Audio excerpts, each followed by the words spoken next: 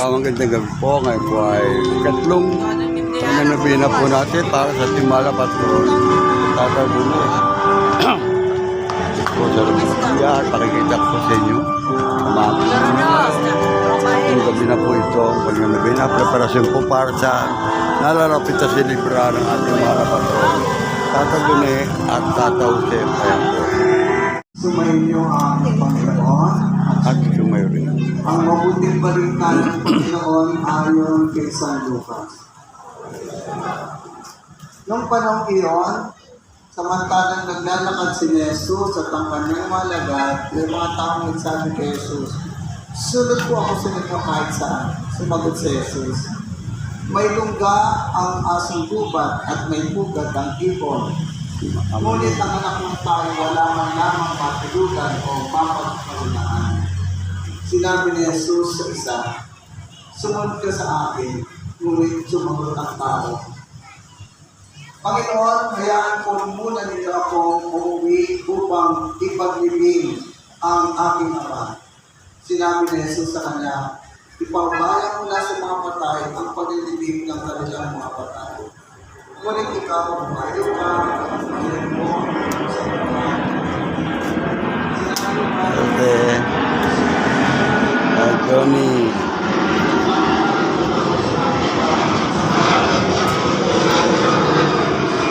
Ang sino mo nag-aaralo at palaging lumilingon ay hindi karapat-dapat sa pag-ahari ng Diyos.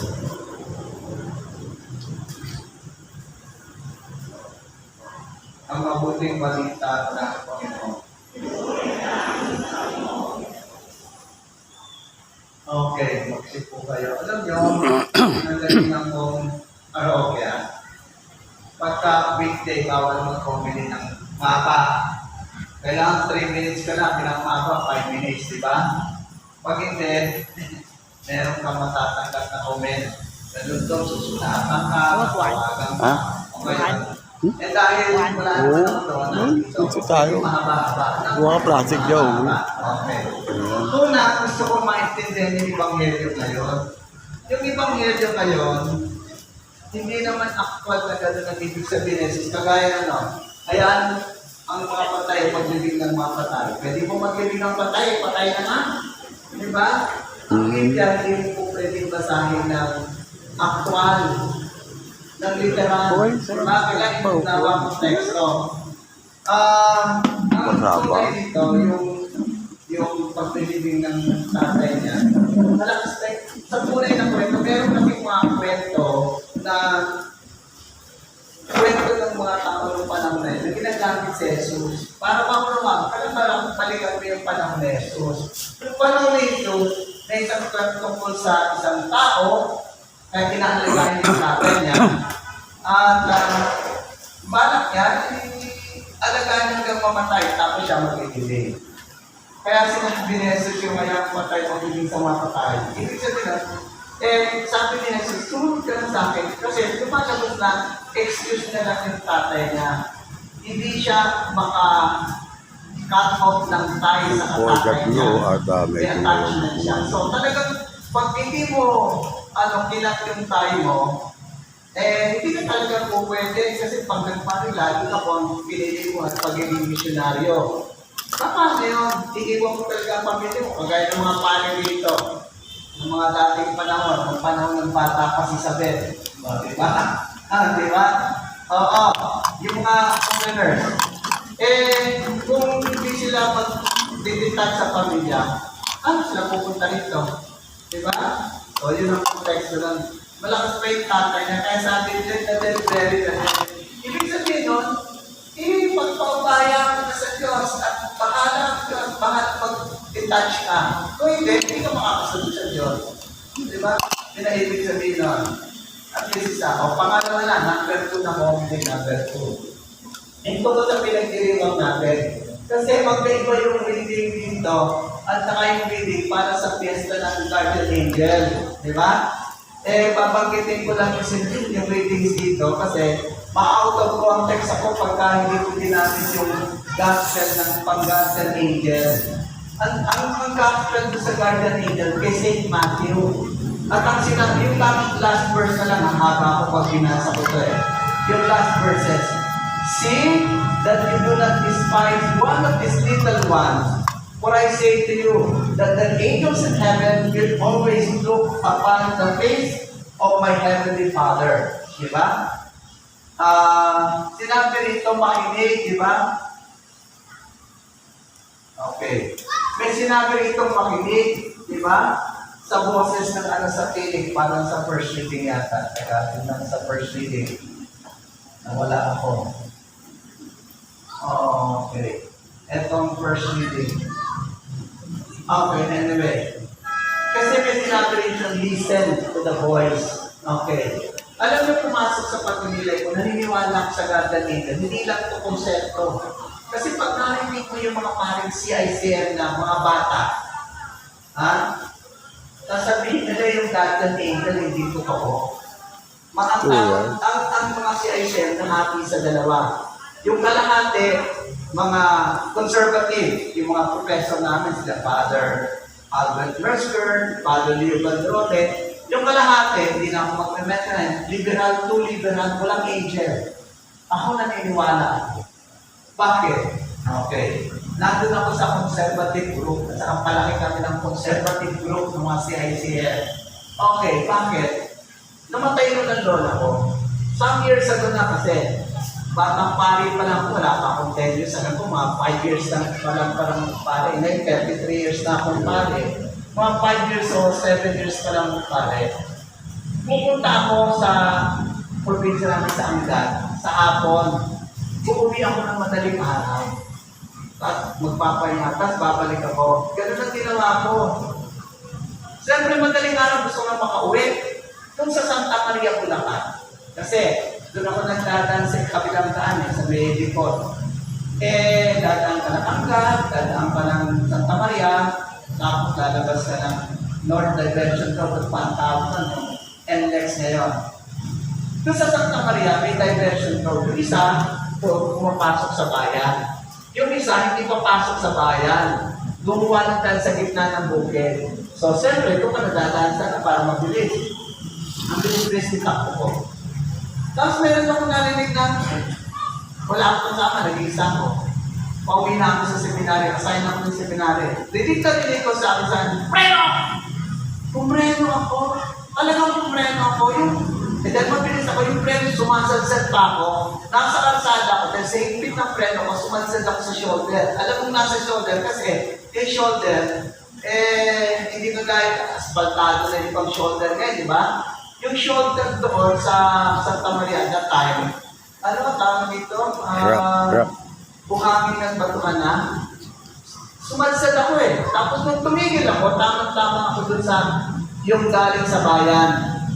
Alam nyo, pag sa ganyan ko, meron dumadaan ng truck, yung bulk carrier, yung tatang bulk carrier, yung may parang tatlong baso na ano naman yung simento.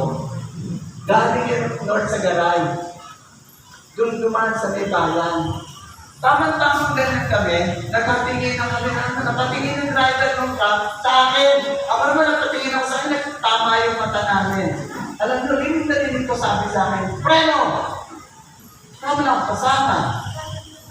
Pag preno ko, tamang-tama yung daanan. Kung ako ay wala akong narinig na preno, ay mararan over ako ng truck. Sa bigat nun, pipi yung kotse, di ba? Kaya naniniwala, minsan naman, tawag dito, pumunta na ako sa pupuntahan ko. Pagbaba ako, sabi nung guest, nung nag-ibig ka sa akin, ba't hindi mo pinapag yung bata sa likod mo? Wala pa lang kasama. Yun yung mga panahon na head driver ang tawag. Yung kaskasero. Alam niyo, wala akong kasama. Ay, nasa likod kong bata ako, guardian angel.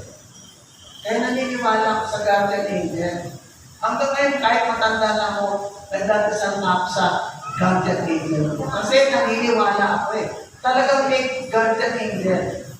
Di ba? Although yung mga liberal na theologian, sa pang-isip lang daw, messenger of God, wala ka pang-isip lang ng tao. Hindi ako naniniwala ako. Diba?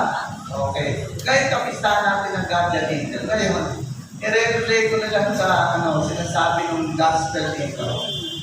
Para makita mo kung maramdaman mo yung presensya ng guardian angel. Kailangan maniwala ka sa guardian angel. Parang paniniwala ng isang bata. If you cannot be like little children, you cannot enter the kingdom of God. Yung ganun kasi ng paniniwala. Para maramdaman mo yung wala kang doubt, wala kang pasubali na alam mo may guardian angel. Okay. Yun yung kapistahan natin ngayon, di ba? O pangatlo naman, San Dionisio, Tata Dunes.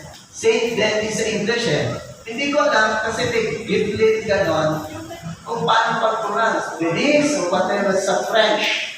Kasi kahapon, kanino? Sa Teresita, di ba? Paano pag-pronounce natin sa English? Therese. Sa French, Therese. Di ba? So, tatalunin na lang tayo para nakaintindihan natin. Saint Denis ay 12th century saint at 3rd century. Pag sinabing 3rd century, 201, 3rd century na yun. Pag sinabing 301, 4th century na yun. Yun yung Saint Denis. Namatay siya at hindi sigurado. Between 250, 258 hanggang 270. Yun ang ng mga historia nila na in-estimate yung pagkamatay niya either year 250, 258, o 270. Yun ang araw ng kamatayan niya. At siya ay namatay ng panahon na, kasi di ba 3rd century? At nasa kaninong kamay pa yung kasama ang nilang Roma, kasama ang France, kasama ang UK, nasa kaninong kamay, 3rd century. Galileo. History. Roman Empire. Umagsak ang Roman Empire, Ayaw ko sabi, mamaya na lang. Baka mamaya, quote niyo ko mali yung sinabi ko. Sabi yung director ng eskwela ng St. Joseph, mali siguro. Madaling research yan. Ano na ngayon? Marami namin paraan para makapag-research. Hindi lang Google. AI pa. Artificial intelligence. Anyway, balik na tayo. Nung panahon ng Roman Empire yan, tapos siya ay pinag kasi nung na wala pang hatian. Hindi pa nang hati ang Eastern Church saka Western Church. Yung Roman Catholic Church at saka yung Eastern Church na dati sentro ay Constantinople. Ano ngayon ang Constantinople? Turkey. Kaya may malaking simbahan sa sa Istanbul, yung capital ng Turkey. Ginawang mosque. Pag lumabas ka sa isang gate, may gate ko sa gilid. Pag tumingala ka, makikita mo si Mama Mary, dala-dala si Jesus, sa kanan si Emperor Constantine, sa kaliwa isa pang emperor. Di ba? Kasi dati, Hagia Sophia yan Saint Sophia, Basilica ng Saint Sophia. Ngayon ay mosque na. Okay. O ngayon, yun yung At ang feast day niya, kailan? October 9. So, bilhin nyo, 3rd century pa, pinagpipiesta na yan. Di ba? October 9. Tagal na. At bakit October 9? Most, kung hindi man eksakto na may ebidensya, most likely, October 9 siya lang pinatay. At ang alam niyo na, ang legend, bakit ka pinupunta ng ulo? Kasi siya unang nagdala ng Christianity sa Paris. Sa Galilea. Tapos, dahil naingit sa kanya yung mga pagano, nagdala siya ng ulo. At ang sabi sa legend, dinala niya yung ulo niya, kapag dala niya yung ulo niya, nangangaral siya, nangangaral. Palagay ko naman, pagka nakakita mo yun, nangangaral. Matatakot ka pag hindi ka naniwala. Naglakad siya ng several miles, malaking milya. So, mas malayo pa siguro magmula rito hanggang Baclaran, mas malayo, several miles Di ba? Tapos kung saan niya gustong malibig, kung siya nagpalibig, nandun siya ngayon. At yung simbahan niya malaki. Mas malaki pa sa katedral natin, malaki. Tapos, Gothic siya. Gothic. Isa sa mga yun ang unang Gothic church sa buong France. Tapos ganito, yung mga gustong magmarites, may picture ako rito. Siyempre kasama ako para ano ang tawag yan, resibo na ako'y nakarating. Tapos, pagtatakhan niyo, kasi kung sa ito yung altar, malaki yung sanctuary eh. Malaking sanctuary. May mga nakalibing dyan sa gilid, tapos kapilang gilid, mga nakalibing, mga ari at reyna. At sila lang ang pwedeng ilibing ko. Tapos may hagdanan, di ba, sa atin sa St. Andrew, merong hagdanan. Alam niyo ba, doon sa sacristy may hagdanan. Ganoon din may hagdanan. Pero mas malaki yung nasa ilalim niya. Nandun yung mga libingan ng ng mga hari at reyna. Marami.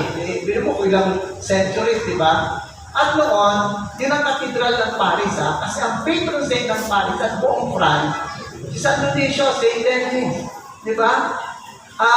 Nasa area lang siya ng Paris kasi nga katedral siya ng Paris at ng buong France. Pag pumunta ka sa ilalim, tapos meron sa banda ganon, kunyari, ito yung altar, sa ilalim, kunyari, ito yung hari reyna, doon, merong mga parang boxes lang. Kasi, nung panahon ng revolution, anti-church ng revolution, di ba? Nung pinuputan ng ulo, sinong reyna ng France ang pinuputan ng ulo? Ha? Sino? Mary? Mary Antoinette. Okay. So, tawag dito, inumay nila yung mga graves ng mga ibang lords, royalties. Dinesecrate nila yung katawan, yung mga buto. Dinesecrate ng mga nag-revolution. Kaya yung talo na yung revolution, meron na ulit bagong hari, ginather nila yung nilagay niya ng sama-sama na. Hindi mo na ma-identify kung sino kasi hindi mo na lang kaninong ulo, kaninong katawan, kaninong buto, di ba? O, gano'n. Yun ang itsura ngayon na At sa altar niya, makikita mo yung relic ni Saint Denis. Nung pumunta si San Dionisio sa Paris, may dalawa siyang kasama. Sino yung dalawang kasama niya na nag-convert doon? Ha?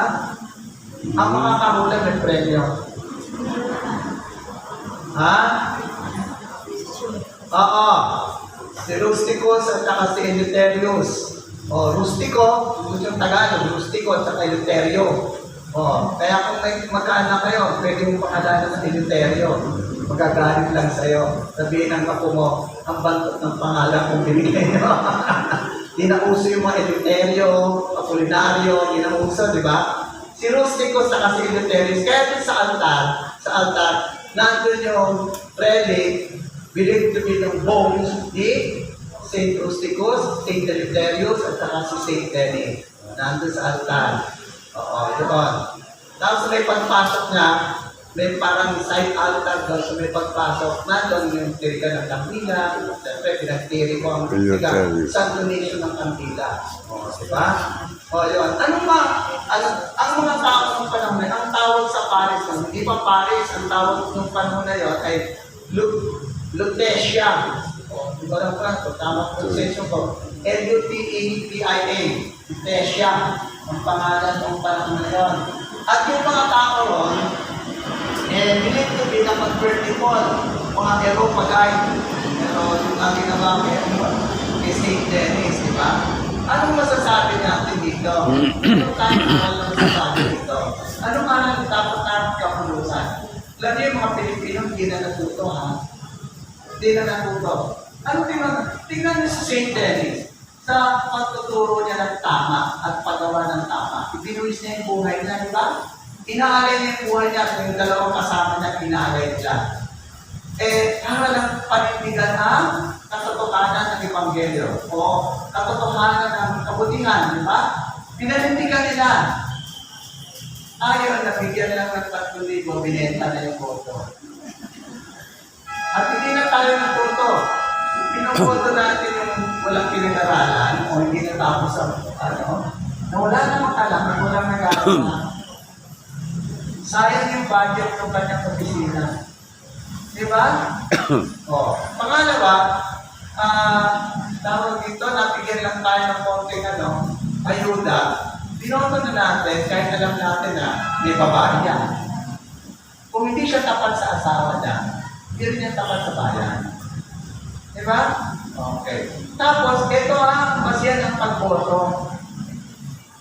Tingnan mo yung anong naging ginawa niya na meron siyang na-prove. Meron siyang track record. Yun ang dapat natin. Ngayon, ikaw ba, ibigay mo yung boto mo dahil lang nabigyan ka ng konting ayuda. Samantalang, tapos kasi ganito yan eh. Baka sisihin niya ako, o father, di ko binoto. Nanalo pa rin. Sayang yung 3,000. Pwede niyo akong sisihin ganun. Pero maya kayo sa patron natin dito sa San Lucio. Kasi ibinulis niya yung buhay niya. Inialan niya yung buhay niya. Para gawin ang tama, ituro ang tama. Tapos tayo nabigyan na ng 3,000. Binenta mo na yung dagal mo sa pagboto. Diba? Malaking kahihiyan niyo. Tapos hindi na tayo natutunan. May kanta ngayon na kinumpose yan eh. Si Professor Ryan Cayabyab. Tungkol dyan, hindi na tayo natuto. Hindi na tayo natuto. Hindi nga lang. Tapos, kung buhay ka na ng 1950s, yung mga buhay na dito eh, kasi hindi na kayo senior na. Noong 1950s, tinulungan natin ang Korea. Tinulungan natin ang Korea. Nasa tayo ngayon, saka nasa ng Korea. Diba? Kasi hindi natin ginagawa ang tama. Nagpapadala tayo sa mga tao. Mali ang sinasabi at mali ang ginagawa. Diba? Alam mo naman na tao, kahit mabulaklak ang bibig, maraming pangako. Alam mo hindi niya magagawa. Bakit? Tignan mo yung track record. Tayo sa Panginoon. Ang ating komunidad naway mapanibago sa araw-araw sa pamamagitan ng pananampalataya sa salita ng Diyos na tumatawag sa atin sa mas maganda at mabuting buhay. Manalangin tayo sa Panginoon. Yung mga nawalan na ng pag-asa dahil sa mga kasalanan, naway mapagtanto na kasama natin naglalakbay ang ating Panginoon at tinutulungan tayo sa pagpasan ng ating krus. Manalangin tayo sa Panginoon. Yung mga pinahila ng karamdaman o pagkakasakit, naway mabigyan lakas ng loob ng kasiyahan mula sa Diyos sa pamamagitan ng kalinga at pag-aaruga ng kanilang mga kapamilya. Manalangin tayo sa Panginoon.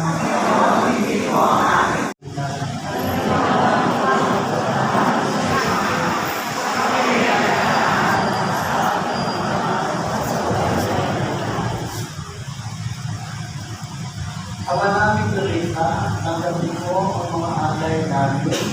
Ngayong aming binubulika ang mga banal mong anghel. Ipagdalo mo kami nasa pagkatangkilik nilang walang malin ay maligtas sa kasalukuyang hilahid at makarating sa maligayang buhay sa iyong piling. Sa pamamagitan ng Kristo kasama ng Espiritu Santo, magkasawalan ng Amen. Sumainyo ang Panginoon. At sumayo rin. Kita sa Diyos at iyong puso at iyong. Pasalamatan natin ang Panginoong ating Diyos. Ang malapit mga pagkirihan tuloy ng maraming Pinoy aming pasalamatan. Sa iyong paglingat at kagandahan ng Lord, ang tawing tinhamot pinamamasiwa sa santigo po.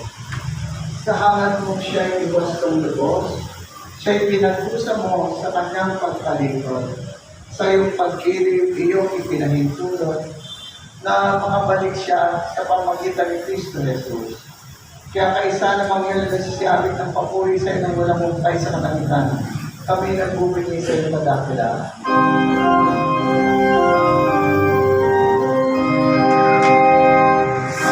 Panginoong Kristo. Bago na pinagpisang pusat lang na maging handog, sinumakan niya ang tinapay, pinasalamatan niya, pinaghati-hati ni Diyos, pinabot sa kanyang alaga at sinabi, tanggapin niyo lahat ito at kanin ito ang aking katawan na ihahandog para sa inyo.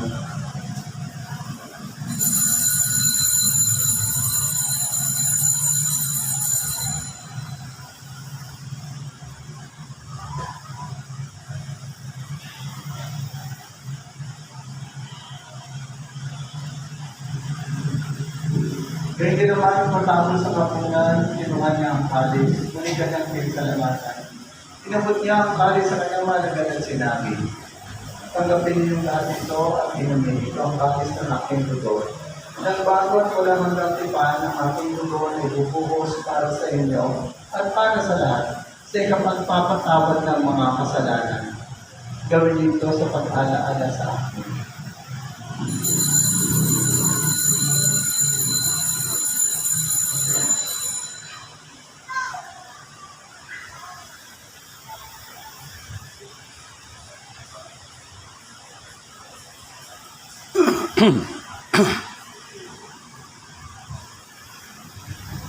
Ipagmuli natin ang misteryo ng ating pananampalataya.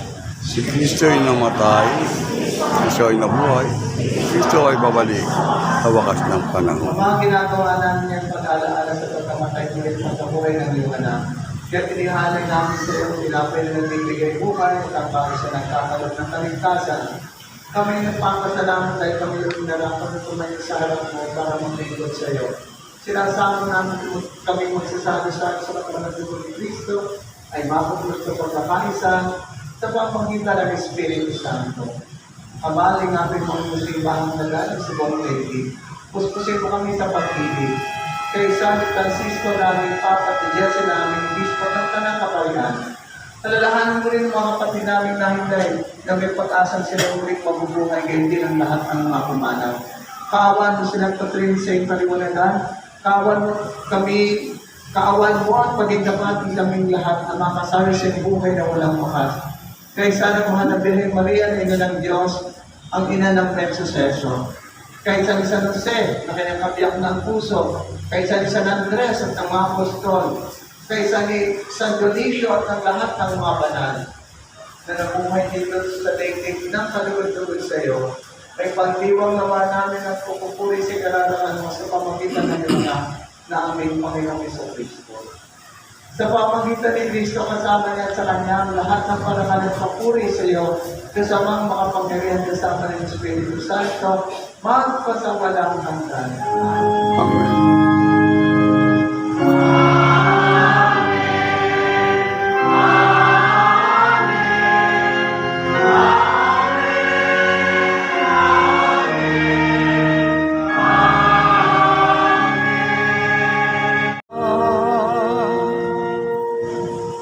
Hinihiling namin kami dyan sa lahat ng masamang pagkalooban ng kapayapaan araw-araw, iligtas sa kasalanan at ilayo sa lahat ng kapamamahan. Samantalang aming pinananabigan ang dakilang araw ng pagpapahin ng tagapagligtas namin si Jesus Cristo. Pag iyo kahalan, kapangyarihan ang kapangyarihan. Pagkailanman, Amen. Panginoon sa Kristo, sinabi mo sa iyong mga apostol, kapayapaan ang iniwan ko sa inyo, ang aking kapayapaan ang binibigay ko sa inyo. Kung ano ang aming pananampalataya at huwag ang aming mga pagkukulang at pagkakasala, pagkalooban mo kami ng kapayapaan at pagkakaisa, ayon sa iyo pagkugan, kasama ng Espiritu Santo, magpasawalang hanggan. Amen. Ang kapayapaan ng Panginoon ay lagi sa inyo. At sumayo rin. Magbigayan kayo ng kapayapaan sa isa't isa. Peace be with you. Peace be with you. Peace be with you. Peace be with you. Peace be with you. Peace be with you. Peace be with you. Peace be with you. Peace be with you. Peace be with you.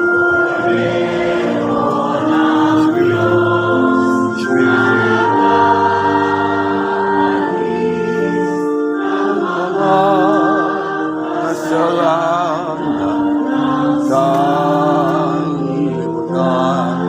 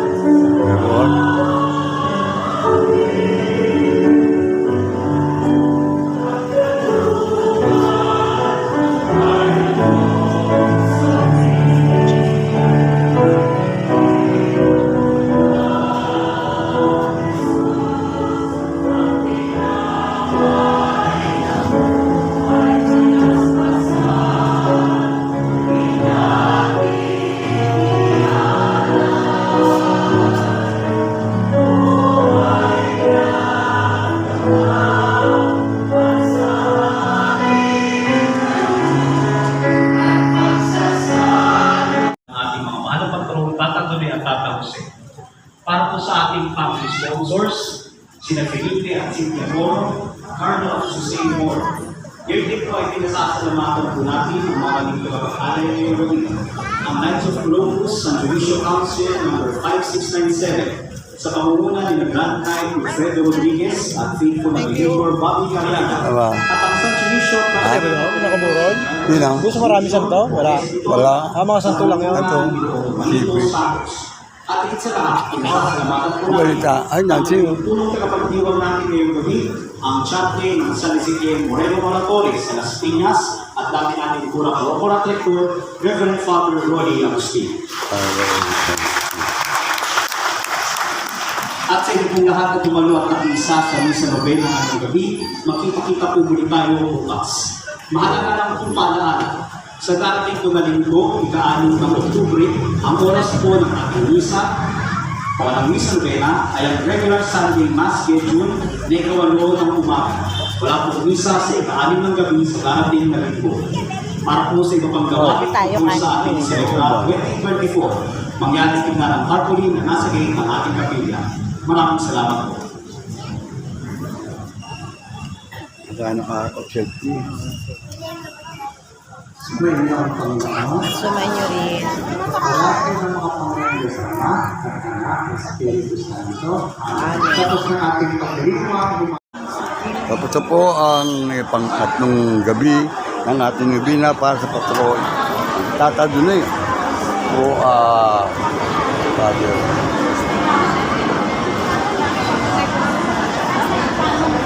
Padre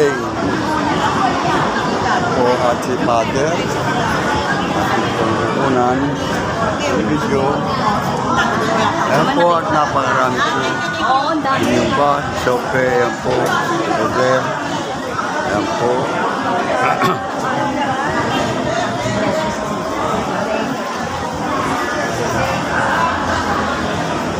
Roder. Ayan.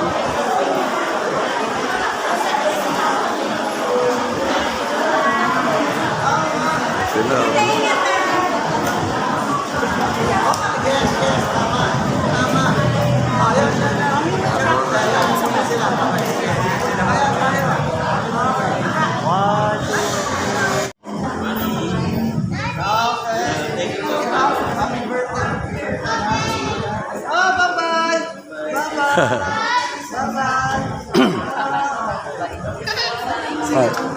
Ay, ano ni Kamadin? Salamat po. Happy birthday. Sila Jeff. Early. Uy. Ay. Father, tignan po ako.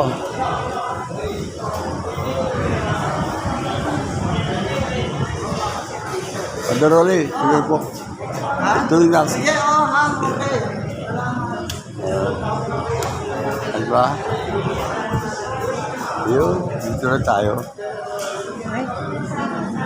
Dito na tayo. Yun. Yun. Yun. Hoy.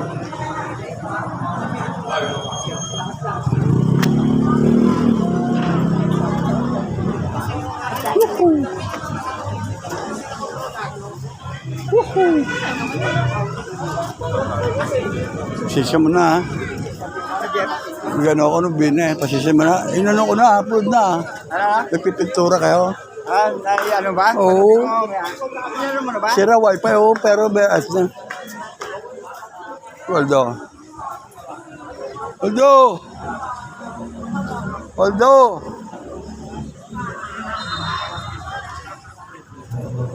Waldo!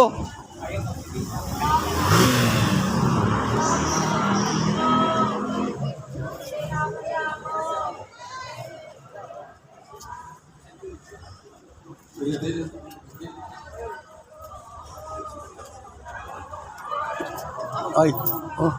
Nagulat ako. Ha? Nagulat ako tawag mo. Tawag kita yung kubika, kamay. Kunan mo ako. Mama, kunan mo ako. Ha? Kunan mo ako. Tingin mo nandiyan ako. Ayan, ha? Ayan po mga kabitan, tignan mo ako. Tapos po ay kating lubina po ng ating mahal patron Tata Dunay.